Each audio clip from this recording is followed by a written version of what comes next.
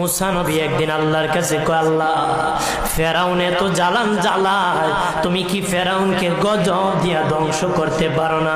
আমার আল্লাহ কয়, মুসা আমি ফেরাউনকে 4টা কারণে গজব দেই না। কয় কারণে? ফেরাউনকে 4টা কারণে গজব দেই না।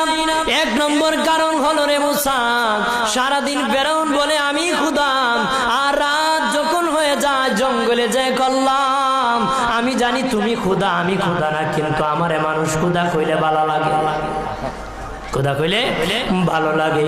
প্রভু তাই তুমি বিরক্ত হইয়া আমার উপর গজব দিও না। আল্লাহ বলে, মুসা রে, ওই ফেরাউনে রাত্রি দুয়ার কারণে আমি আল্লাহ তার উপর গজব দেই না।